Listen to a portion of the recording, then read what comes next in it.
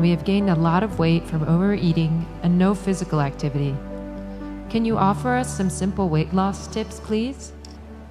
I was in Chennai a few years ago and I was talking to some of the business community in Chennai.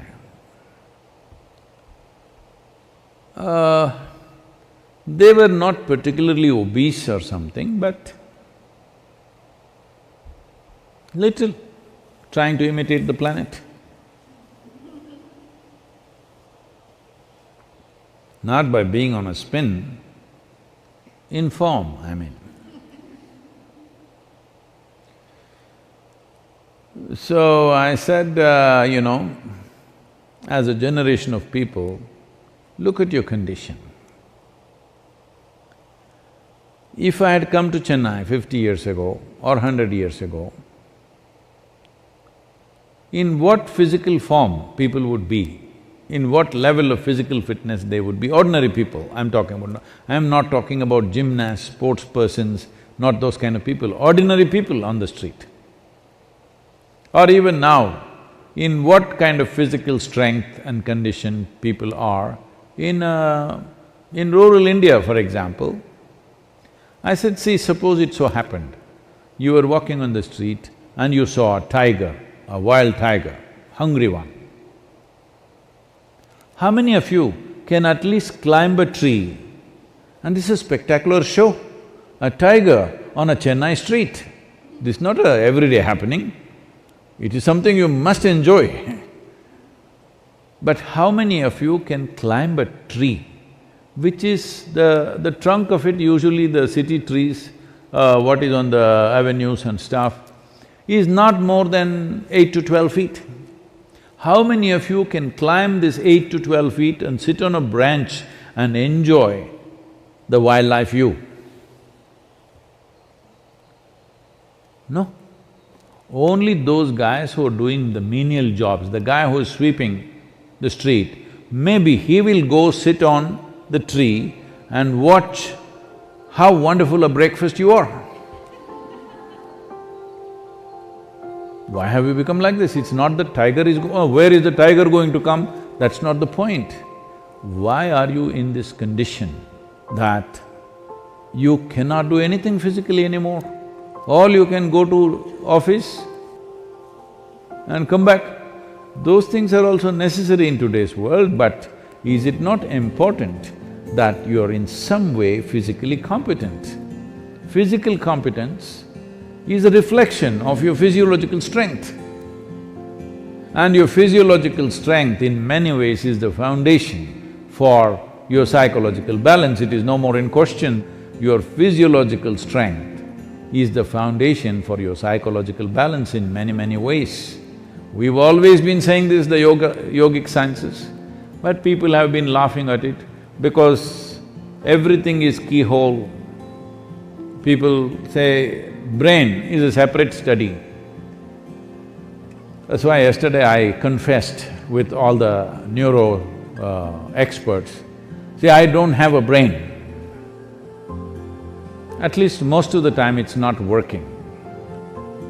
I keep it off. There is enough from the tips of my hair to my toes. There are enough cells with enough memory and intelligence, they will do my life. I have disciplined them nicely. They will do my life the way I want. Because a large part of day-to-day work and day-to-day functioning is just a repeat work.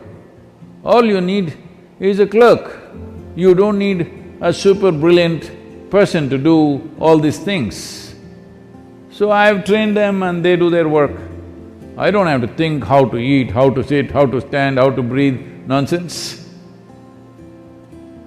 It just happens by itself because a very stable and effervescent physiological condition is very, very important to have a certain level of psychological freedom.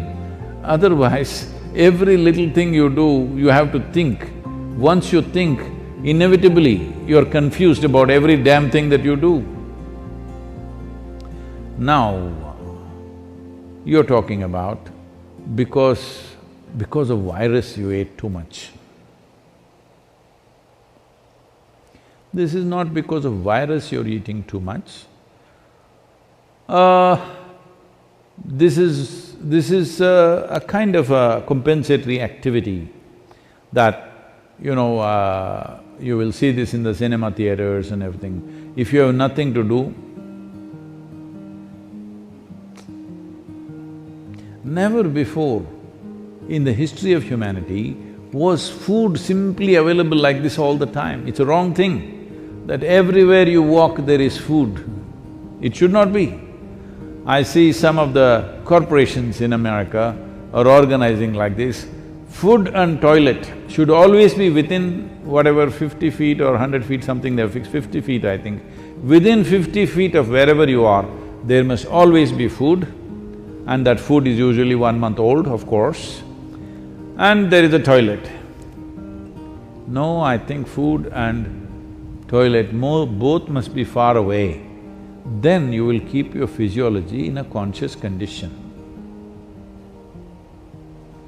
Everywhere there is toilet, it's not good because body has certain resilience. You wanting to run to the toilet is not just physiological, sometimes it may be when the body, at some time it is disturbed, at that time it may be. Otherwise, in normal conditions, it is more a psychological condition than a physiological condition. That all the time you want to message, not because you have something very significant to say, it is simply because it's a release.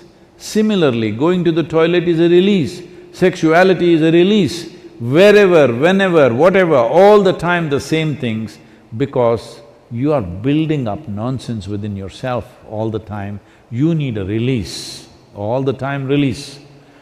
These things are being openly talked about as part of psychiatry, that you must find release. Why are you pent up? I think in one of the interviews, some journalist was asking me, Sadhguru, what do you do to unwind yourself? I said, what? Why will I wind myself up, first of all? I don't wind myself up and then want to unwind somewhere. What are you? Are you a grandfather clock or something? You wind yourself up. Even the watch doesn't need any winding anymore, it runs by itself. Why are you winding yourself up? This is simply because you understand life as an accumulation. Yes, body is an accumulation, mind is an accumulation, but life is not an accumulation, it's a phenomena that's happening. If you have not tasted that phenomena, you know only accumulations, you always think the safety is in accumulation, whether it's wealth, money, this, that, and body. But at least your money you can keep it in the bank, though it may be heavy in your mind. But if you accumulate too much body, you have to carry it around every moment of your life. And in the world today,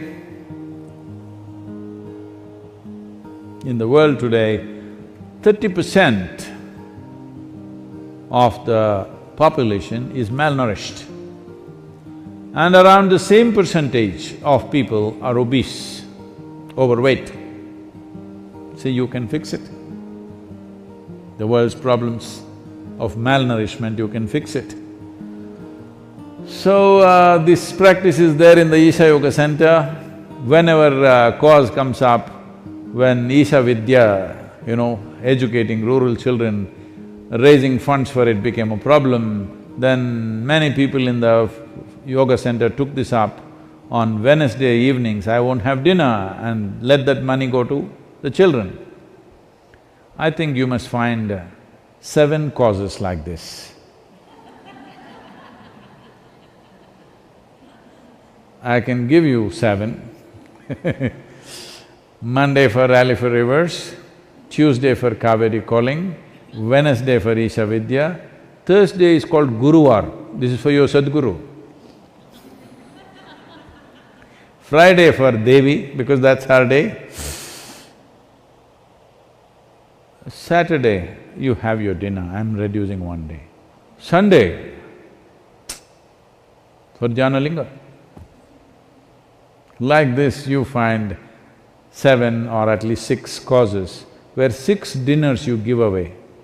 Morning you eat, all right? 10 o'clock in the morning you eat well, and again eat 10 o'clock tomorrow morning. And also, because you need to keep social distancing, drive out of the town and walk back. Get into your bus, buy a ticket for 10 kilometers away and just walk back. Best you go without your phone and your wallet, so that you have to walk back. Do something, come on. Already there is one problem. You want to multiply your problems, huh? You want to increase the size of your problem? Don't do that. There's enough problem already. I'm telling you, there's substantial problem. Just because I'm laughing and joking about this, don't think there is no problem. There is substantial problem. Don't fool yourself, because if your body and your mind is in a certain condition, you can easily fool yourself. This happened. Shankaran Pillai was running a garment shop here in United States. And a lady came to buy some kind of a pullover.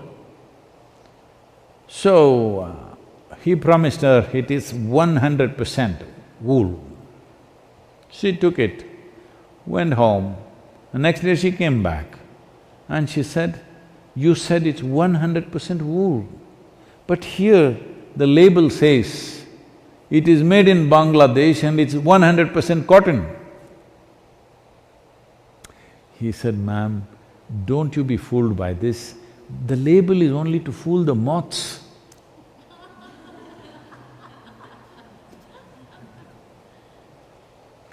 Like this, there are so many labels all over the world, don't go by that.